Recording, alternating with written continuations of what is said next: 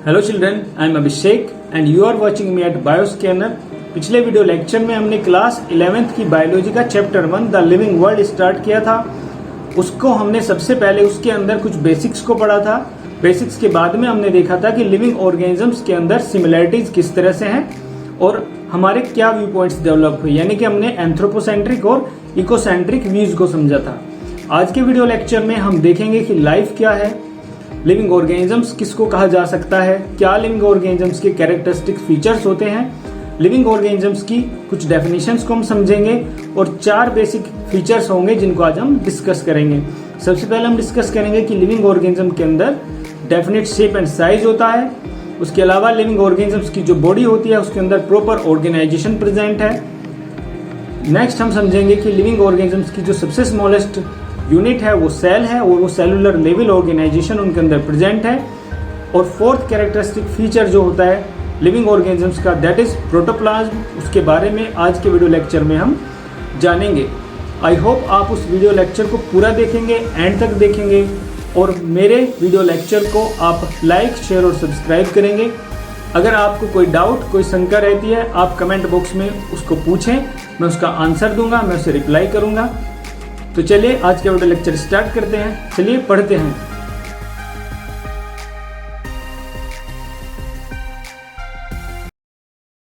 Welcome back children. तो आइए आज के इस वीडियो लेक्चर में सबसे पहले हम बात करते हैं लाइफ की क्या डेफिनेशन है, हम ये देखते हैं। लाइफ की जो डेफिनेशन है उसको हम 2 पर्सपेक्टिव से समझ सकते हैं। एक पर्सपेक्टिव हमारे पास होगा फिलोसॉफिकल पर्सपेक्टिव और दूसरा पर्सपेक्टिव हमारे पास होगा साइंटिफिक। सबसे पहले हम फिलोसॉफिकल व्यू पॉइंट्स देखते हैं लाइफ के बारे में क्या कहता है। अगर हम इंडियन कल्चर की बात करें तो इंडियन कल्चर में जो सबसे फेमस फिलोसॉफिकल बुक है जिसमें ज़्यादातर चीज़ों को बहुत ही अच्छे से बताया गया है वो है श्रीमद् भागवत गीता। उसमें श्री कृष्ण भगवान ने लाइफ के बारे में कहा है कि अच्छे कर्म करना बिना फल की चिंता किए बिना, यही लाइफ है। और यही लाइफ का मीनिंग है कि आप अच्छे कर्म करते रहें, फल की चिंता किए बिना आपको कभी ना कभी उनका परिणाम जरूर मिलेगा। तो ये हमारी कल्चर में लाइफ के बारे में कहा गया है और ये सबसे फेमस बात है जो हमारी कल्चर में मानी जाती है, यही लाइफ है। अगर हम वेस्टर्न फिलोसफी की बात करें तो सबसे पहले हम एरिस्टोटल की बात करते हैं। एरिस्टोटल ने कहा है कि to be a good person is life, यानी कि एक अच्छा इंसान होना ही लाइफ है। अगर आप एक अच्छे इंसान नहीं है तो आप लाइफ लेस हैं, आपके अंदर कोई लाइफ नहीं है। एक अच्छा पर्सन कैसे आप बन सकते हैं, क्या जरूरी है एक अच्छा पर्सन बनने के लिए, वो सब बातें एरिस्टोटल ने अपनी फिलोसफी में बहुत ही अच्छे से समझाई हैं। एक वेस्टर्न फिलोसफी और है जिसको निहिलिज्म या शून्यवाद कहते हैं। वो कहता है कि लाइफ का कोई मीनिंग ही नहीं है, life is nothing, there is no meaning of life, there is no past, no future, no present, everything is mixed up. तो बहुत सारी फिलोसफीज लाइफ से रिलेटेड हैं, बहुत सारे पर्सपेक्टिव हैं, फिलोसॉफिकल व्यूज हैं जिससे हम लाइफ की डेफिनेशंस को समझ सकते हैं। लेकिन यहाँ पर हमारी मेन कंसर्न है लाइफ को समझना साइंटिफिक पर्सपेक्टिव से, क्योंकि हम साइंस के स्टूडेंट हैं। तो हम लाइफ की वो डेफिनेशन जानेंगे जो साइंटिफिकली बिल्कुल मोस्ट अप्रोप्रिएट हो। तो यहाँ पर बायोलॉजी में जो लाइफ की डेफिनेशन दी जाती है वो होती है कि life is the capacity of an organism. ये किसी भी ऑर्गेनिज्म की एक कैपेसिटी है। कैपेसिटी का मतलब होता है अक्षमता। किसी ऑर्गेनिज्म की वो क्षमता है जिसकी वजह से वो बहुत सारे बेसिक फंक्शंस को परफॉर्म करता है। यानी अगर उसके अंदर ये कैपेसिटी है तो वो बहुत सारे बेसिक फंक्शंस को परफॉर्म करेगा, और अगर उसके अंदर ये कैपेसिटी नहीं है तो वो बेसिक फंक्शंस परफॉर्म नहीं कर सकेगा। और वे बेसिक फंक्शंस जो इंडिविजुअल परफॉर्म करता है वे क्या क्या हैं, तो कुछ बेसिक फंक्शंस को हम देख लेते हैं। सबसे पहला बेसिक फंक्शन है न्यूट्रिशन। अगर किसी इंडिविजुअल या ऑर्गेनिज्म के अंदर लाइफ है तो वो न्यूट्रिशन ऑब्टेन करेगा, यानी कि वो खाना जरूर खाएगा। नेक्स्ट रिप्रोडक्शन, वो अपने जैसे नए इंडिविजुअल्स को प्रोड्यूस करेगा, रिप्रोड्यूस करेगा और अपनी पॉपुलेशन को बढ़ाएगा। अगर किसी ऑर्गेनिज्म के अंदर लाइफ है तो लाइफ होने के लिए वो इस प्रोसेस को जरूर करेगा। एक्सक्रीशन, वो अपनी बॉडी से वेस्ट मटेरियल को रिलीज करेगा। ग्रोथ, लिविंग ऑर्गेनिजम्स एक सर्टेन एज तक ग्रो करते हैं। मूवमेंट, उनकी बॉडी मूव करती है, वो अपनी बॉडी के पार्ट्स को हिला डुला सकते हैं। रेस्पिरेशन, कंटिन्यूसली ब्रीथ करते हैं, सांस लेते हैं। सेंसिटिविटी, वो सेंसिटिव होते हैं और अगर एनवायरनमेंट से उनको कोई स्टिमुलस मिलता है तो उसके लिए वो रिएक्ट करते हैं। तो ये बेसिक प्रोसेसेस हैं जो कोई भी इंडिविजुअल परफॉर्म करता है अगर वो लिविंग है और उसके अंदर लाइफ है तो इस तरह से लिविंग की जो डेफिनेशन हमारे पास आती है वो हो जाती है an organism capable of performing basic functions of life, यानी लिविंग हम उस इंडिविजुअल को कहेंगे जो लाइफ के बेसिक फंक्शंस को परफॉर्म कर रहा है, जो हमने अभी पढ़े हैं, जैसे कि ईटिंग हो गया, ब्रीथिंग हो गया, रिप्रोडक्शन हो गया, मेटाबॉलिज्म हो गया। हम सिर्फ उस इंडिविजुअल को लिविंग कहेंगे जो वो ये सारे के सारे बेसिक फंक्शंस परफॉर्म कर रहा होगा। ऐसा कोई भी इंडिविजुअल जो ये बेसिक फंक्शंस परफॉर्म नहीं कर रहा होगा, हम उसको लिविंग नहीं कह सकते हैं। फॉर एग्जाम्पल, यहाँ पर हमारे सामने एक पिक्चर है, एक इंसान है, ये कोई भी बेसिक फंक्शन परफॉर्म नहीं कर रहा है, कोई बेसिक फंक्शन परफॉर्म करने की कैपेसिटी इसके अंदर नहीं है, इसका मतलब इसके अंदर कोई लाइफ नहीं है। अगर इसके अंदर हमने जो भी कैपेसिटी मेंशन किया वो सारी की सारी कैपेसिटीज इसके अंदर डाल दें, जैसे कि सबसे पहले हमने इसके अंदर एक बेसिक प्रोसेस डाल दिया ईटिंग का, इसने खाना खाना स्टार्ट कर दिया, ब्रीथिंग करना स्टार्ट कर दिया, रिप्रोडक्शन स्टार्ट कर दिया। अगर ये सारे के सारे फंक्शन स्टार्ट करता है तो हम इसको कहेंगे लिविंग। अब आप देख रहे हैं ये मूव कर रहा है, चल रहा है, इसका मतलब ये लिविंग है। मूवमेंट कर रहा है, ये भी लिविंग का प्रोसेस है। मूवमेंट करने के लिए इसको ब्रीथिंग करनी पड़ रही है, वो भी एक लाइफ प्रोसेस है। ब्रीथिंग की है इसने, मूवमेंट कर रहा है, तो एनर्जी इसके पास जरूर आई होगी। एनर्जी इसने कैसे ऑब्टेन की होगी? खाना खा के इसने एनर्जी को ऑब्टेन किया होगा। तो ये सारे के सारे प्रोसेस ये कर पा रहे हैं, इसलिए हम इसको लिविंग कहते हैं। अब हम देखते हैं लिविंग ऑर्गेनिजम्स की जो बहुत ही बेस्ट और बहुत ही अच्छी डेफिनेशन है, एनसीईआरटी में मेंशन्ड है, वो क्या है? एनसीईआरटी की बुक आप ये कहती है living organisms are self replicating, यानी कि जो लिविंग ऑर्गेनिजम्स होते हैं वो शो करते हैं सेल्फ रेप्लिकेशन, वो अपनी आप रेप्लिकेट करते हैं, अपने नंबर्स को बढ़ाते हैं। फॉर एग्जांपल, एक छोटा सा बैक्टीरिया होता है, यूनिसेलुलर माइक्रोस्कोपिक ऑर्गेनिज्म है, ये अपनी नंबर्स को कंटिन्यूसली इंक्रीज करता है। नेक्स्ट फीचर हो गया इवॉल्विंग, यानी कि जितने भी लिविंग ऑर्गेनिजम्स होते हैं वो कंटिन्यूसली इवॉल्व होते हैं, विकसित होते हैं। जैसे कि ह्यूमंस का एग्जाम्पल आप लें, हमारे जो एंसेस्टर्स थे वो एप लाइक स्पेसीज से बिलोंग करते थे, एप थे, और धीरे धीरे वो इवॉल्व हुए और इवॉल्व होकर के होमो सेपियंस की फॉर्म में वो आज हमें दिखाई देते हैं। तो ये जो बेसिक फीचर है उनका किस वजह से आया है? इवॉल्विंग की कैपेसिटी उनके अंदर है। तो जितने भी लिविंग ऑर्गेनिजम्स हैं वो धीरे धीरे over a period of time evolve करते हैं। नेक्स्ट कैरेक्टरिस्टिक फीचर हो गया सेल्फ रेगुलेटिंग। सेल्फ रेगुलेटिंग का मतलब है अपनी बॉडी के फंक्शंस को वो खुद अपने आप रेगुलेट कर सकते हैं। रेगुलेटर आपने देखा होगा, फैन के अंदर एक रेगुलेटर होता है, आप उससे उसकी स्पीड को कम ज्यादा करते हैं, चाहे तो आप उसको 1 पे करें या 2, 3, जो आपकी मर्जी आप उसको कर सकते हैं। लेकिन जो फैन है वो सेल्फ रेगुलेटिंग नहीं है, उसको आप रेगुलेट करेंगे। लेकिन ह्यूमन बींग्स जो होते हैं वो सेल्फ रेगुलेटिंग होते हैं और अपनी बॉडी के फंक्शंस को खुद रेगुलेट कर सकते हैं। आपके सामने एक इंडिविजुअल दिख रहा है, ये चल रहा है, इसकी मर्जी है, जब तक चाहेगा चलेगा, जब इसका मन करेगा मैं नहीं चलूंगा ये बैठ जाएगा। तो अपनी बॉडी के जितने भी फंक्शन से खुद रेगुलेट कर रहा है।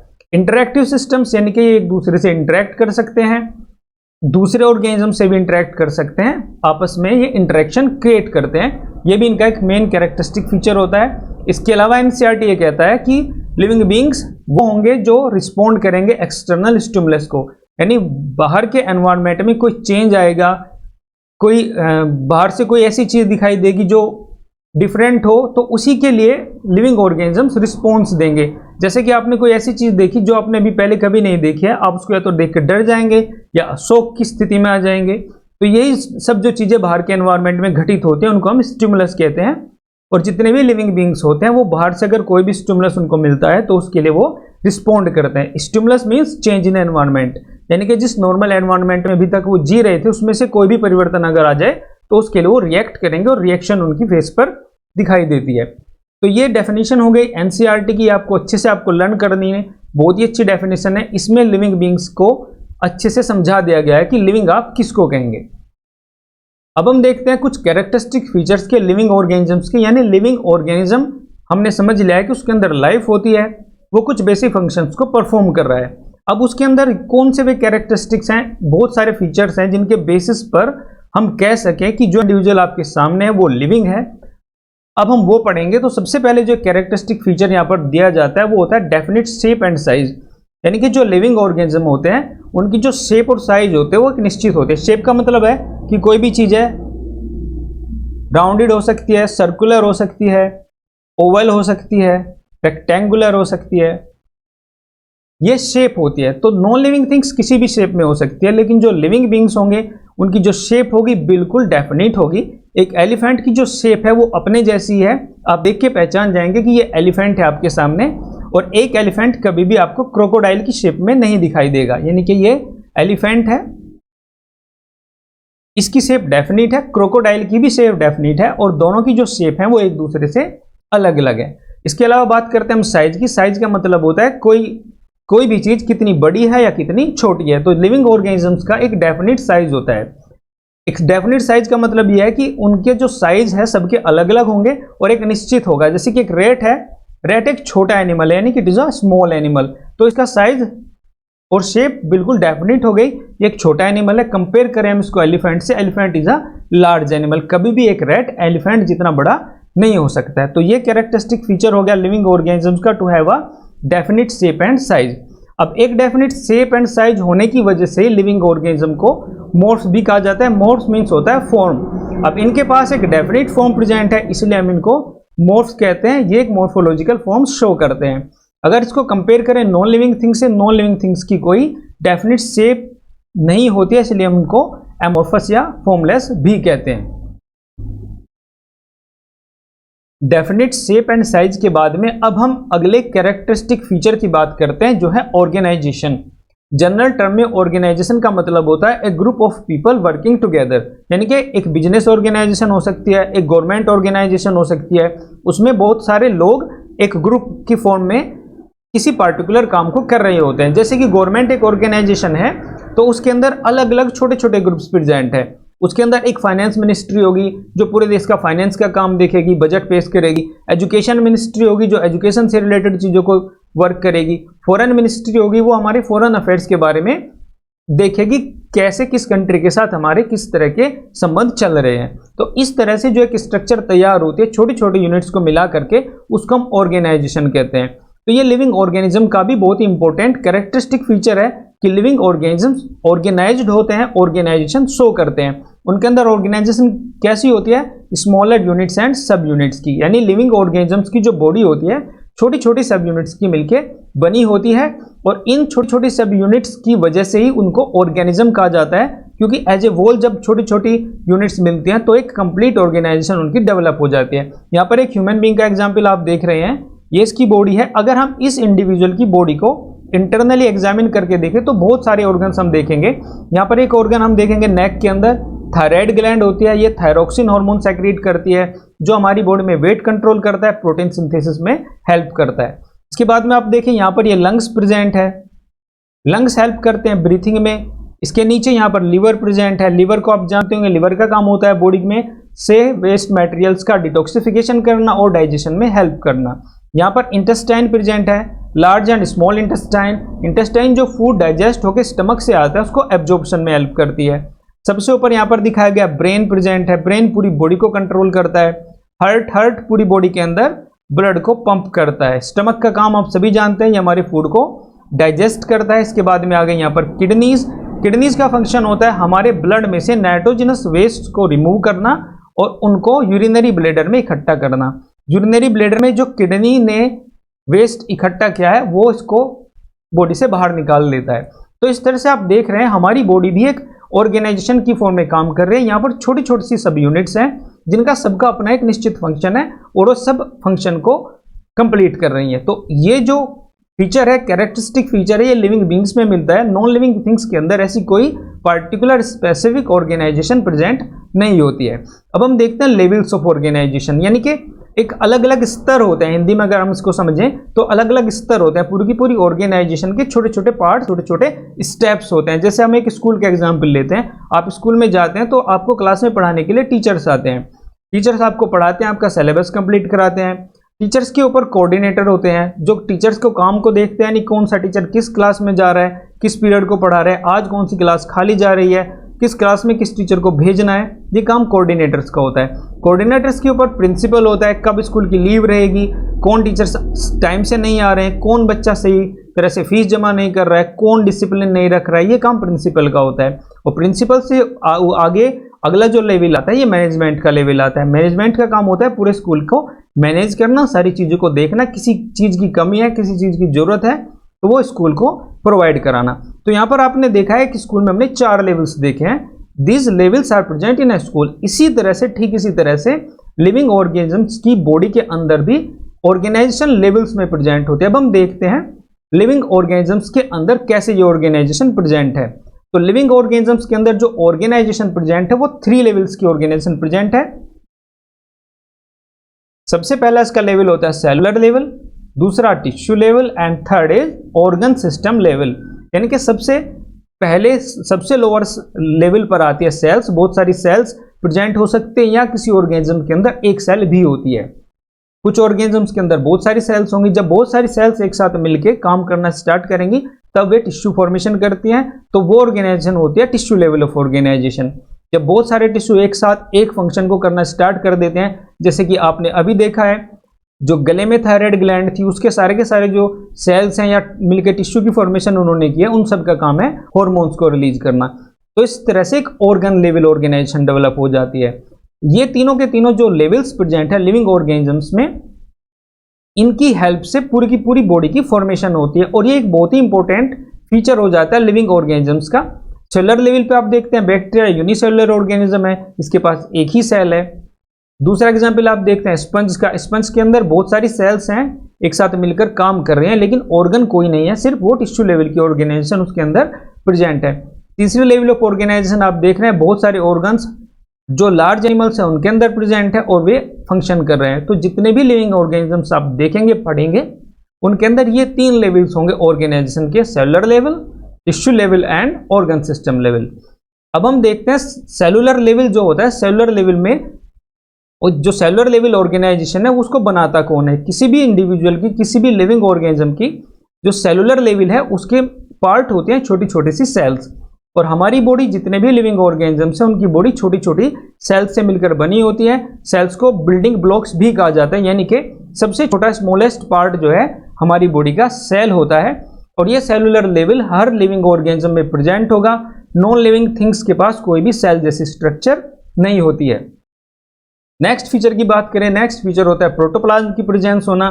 प्रोटोप्लाज्म सभी लिविंग बीइंग्स की सेल्स के अंदर प्रेजेंट होता है। प्रोटोप्लाज्म कहते किसे हैं? प्रोटोप्लाज्म एक सेमी फ्लूइड सा सब्सटेंस होता है, यानी कि एक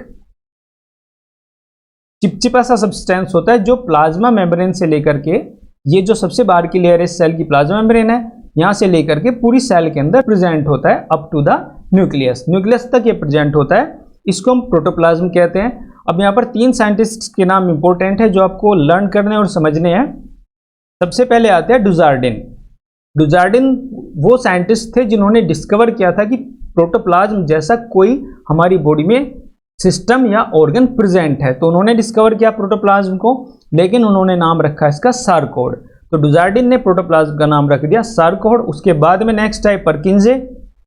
उन्होंने कहा नहीं, इसका नाम सार्कोड नहीं है, इसका नाम है प्रोटोप्लाज्म। और थर्ड साइंटिस्ट थे हक्सले। हक्सले ने इसको कहा protoplasm is the physical basis of life. तो इन तीनों को आप कैसे याद करें? बहुत ही सिंपल सी ट्रिक है। जैसे किसी घर में कोई बच्चा पैदा होता है तो सबसे पहले पंडित जी आते हैं, उसकी कुंडली बनाते हैं और एक नाम सजेस्ट करते हैं कि इसका नाम ये होगा। इसी तरह से यहाँ पर पंडित जी थे डुजार्डिन। डुजार्डिन साहब ने कहा कि इसका नाम होगा सार्कोड, लेकिन उस बच्चे के पापा है, पापा का नाम था परकिंजे। परकिंजे ने कहा नहीं, मेरे बेटे का नाम होगा मेरे नाम पर, पी फॉर पापा, पी फॉर प्रोटोप्लाज्म। मेरा नाम परकिंजे है तो इसका नाम भी होगा प्रोटोप्लाज्म। अब उन्होंने उसका नाम रख दिया प्रोटोप्लाज्म। अब इसके बाद में उसका स्कूल में एडमिशन कराया गया। स्कूल में आप जानते हैं किसी बच्चे के अंदर क्या योग्यता है, क्या क्वालिफिकेशन है, इसको सिर्फ उसके टीचर्स ही बता सकते हैं। तो जे.एस. हक्सले थे उसके टीचर। उन्होंने देखा उसकी स्ट्रक्चर को, समझा और उन्होंने बताया कि ये जो प्रोटोप्लाज्म आप बोल रहे हैं it is the physical basis of life. Physic यानी हमारी की पूरी बॉडी को हम फिजिक कहते हैं। उसका जो बेसिस है वो प्रोटोप्लाज्म है। Without protoplasm we are dead, यानी हमारी सेल्स अगर प्रोटोप्लाज्म उसके पास नहीं है वो डेड हो जाएगी। इसीलिए हक्सले ने उसको फिजिकल बेसिस ऑफ लाइफ भी कहा। अब प्रोटोप्लाज्म की अगर आप स्ट्रक्चर की बात करें, प्रोटोप्लाज्म एक सेमी फ्लूइड सब्सटेंस होता है, यानी बिल्कुल चिपचिपा सा, पूरी तरह से फ्लूइड नहीं है, सेमी फ्लूइड है, गाढ़ा सा सब्सटेंस होता है, सेमी ट्रांसपेरेंट होता है, यानी बिल्कुल आप इसके आर पार नहीं देख सकते, थोड़ी सी ट्रांसपेरेंसी इसके अंदर होती है। इसके अंदर होता क्या है, जितने भी बायोमोलिक्यूल्स लिविंग वर्ल्ड में प्रेजेंट होते हैं सारे के सारे प्रोटोप्लाज्म के अंदर ही होते हैं। बायोमोलिक्यूल्स यानी कि कार्बोहाइड्रेट्स हो गए, proteins, fats, nucleic acids, inorganic salts और वाटर, ये सब चीज़ें कहाँ पर प्रेजेंट होती हैं? एक सेल के प्रोटोप्लाज्म के अंदर। ये कोलोइडल स्टेट में होता है। कोलोइडल स्टेट का मतलब ये होता है कि इस सब्सटेंस के अंदर, इस फ्लूइड के अंदर जो माइक्रोस्कोपिकली प्रेजेंट पार्टिकल्स हैं वो डिस्पर्स्ड हैं, इधर उधर बिखरे हुए हैं। कोलोइडल सब्सटेंस आप जानते हैं एक ऐसा सॉल्यूशन होता है जिसके अंदर जो पार्ट्स होते हैं वो इधर उधर डिस्पर्स्ड होते हैं, इधर उधर बिखरे हुए दिखाई दे सकते हैं। कोलोइडल स्टेट का एग्जाम्पल आप ले सकते हैं, जब किसी रूम में सनलाइट पड़ती है तो वहां पर जहाँ से सनलाइट की बीम आ रही है तो उसमें डस्ट पार्टिकल्स आप इधर उधर मूव करते हुए देख सकते हैं। इसी तरह से कोलोइडल सब्सटेंस के अंदर भी आप उन पार्टिकल्स को मूव करते हुए देख सकते हैं, वो एक दूसरे टकराते इधर उधर घूमते रहते हैं। प्रोटोप्लाज्म को कोलोइडल स्टेट में इसलिए बोला गया कि इसके अंदर कार्बोहाइड्रेट्स, प्रोटीन्स, फैट्स, ये सब बायोमोलिक्यूल्स यहाँ पर प्रेजेंट है। अब यहाँ पर कहीं कहीं जब आप प्रोटोप्लाज्म पढ़ेंगे वहां पर साइटोप्लाज्म और न्यूक्लियोप्लाज्म का भी जिक्र होगा। प्रोटोप्लाज्म जो बना होता है it is formed of cytoplasm and nucleoplasm. अब किस पोर्शन को हम साइटोप्लाज्म कहेंगे और किस पोर्शन को हम न्यूक्लियोप्लाज्म कहेंगे, अब हम ये समझ लेते हैं। देखिए यहां से एक सेल है, ये आपके सामने एक सेल है, ये आउटर मेम्ब्रेन है सेल की, यहां से लगा करके और न्यूक्लियस के अंदर तक जितना भी सारा सेमी फ्लूइड सब्सटेंस है इट इज कॉल्ड प्रोटोप्लाज्म। लेकिन इसको अगर हम देखें तो दो हिस्सों में इसको डिवाइड करके समझ सकते हैं। एक इसका पोर्शन प्रेजेंट है न्यूक्लियस के अंदर और एक प्रेजेंट है न्यूक्लियस के बाहर, यानी कि ये पोर्शन जो प्रेजेंट है ये प्रेजेंट है प्लाज्मा मेम्ब्रेन से लेकर के न्यूक्लियर मेम्ब्रेन तक, और एक पोर्शन प्रेजेंट है इसका न्यूक्लियर मेम्ब्रेन से पूरे के पूरे न्यूक्लियस के अंदर। तो इसके दो पार्ट्स में समझ लेते हैं, इजी हो जाए जिससे हमारे लिए पढ़ना। जो पार्ट प्लाज्मा मेम्ब्रेन से न्यूक्लियर मेम्ब्रेन तक प्रेजेंट है इसको बोलते हैं साइटोप्लाज्म,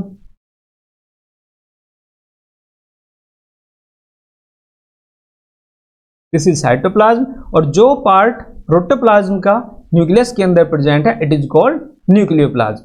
तो इस तरह से प्रोटोप्लाज्म जो वर्ड है इसमें दो चीजें सम्मिलित होती हैं, साइटोप्लाज्म एंड न्यूक्लियोप्लाज्म। साइटोप्लाज्म यानी प्लाज्मा मेम्ब्रेन से लेकर न्यूक्लियर मेम्ब्रेन तक, और न्यूक्लियोप्लाज्म यानी कि न्यूक्लियस के अंदर जितना भी प्रोटोप्लाज्म प्रेजेंट है इट इज कॉल्ड न्यूक्लियोप्लाज्म।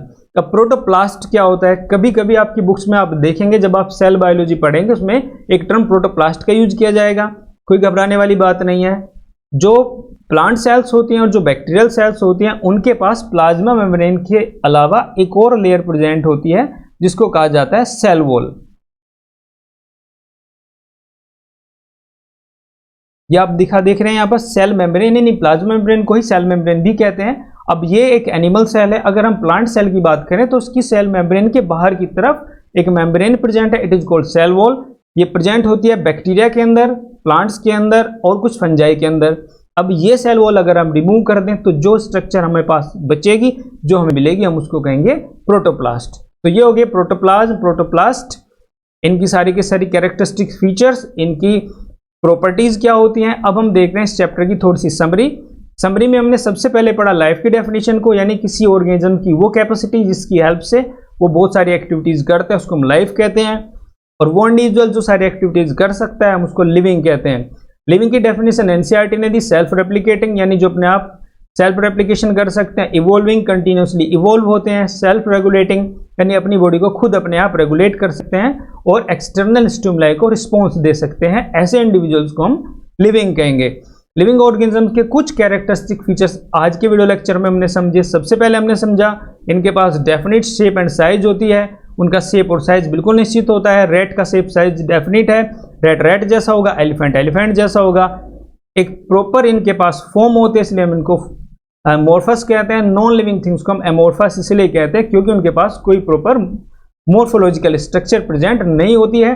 फिर हमने देखा ऑर्गेनाइजेशन को, लिविंग ऑर्गेनिज्म ऑर्गेनाइजेशन सोर्स करते हैं। 3 लेवल्स होते हैं इनके अंदर, cellular level, tissue level, organ system level. इस ऑर्गेनाइजेशन में सबसे स्मॉलेस्ट यूनिट सेल होती है, सेल के अंदर ही सारे के सारे बेसिक फंक्शंस परफॉर्म होते हैं। और सेल के अंदर होता है प्रोटोप्लाज्म जो कि semi fluid semi transparent substance होता है, इसके अंदर सारे के सारे बायोमोलिक्यूल्स प्रेजेंट होते हैं, ये फिजिकल बेसिस ऑफ लाइफ होता है, और इसके बिना सेल की डेथ हो जाती है। अगर ये काम नहीं कर रहा है तो सेल लिविंग नहीं कही जाएगी। तो ये था आज का वीडियो लेक्चर। आई होप आपको इस वीडियो लेक्चर को अच्छे से आपने समझा होगा, और जितनी भी चीज़ें यहाँ पर मैंने एक्सप्लेन की हैं आपको सभी चीज़ें समझ आई होंगी। अगर फिर भी आपको कोई डाउट्स रहता है, कोई चीज़ समझ नहीं आ रही है, तो आप कमेंट बॉक्स में उसको लिख सकते हैं और क्वेश्चन पूछ सकते हैं। Thank you.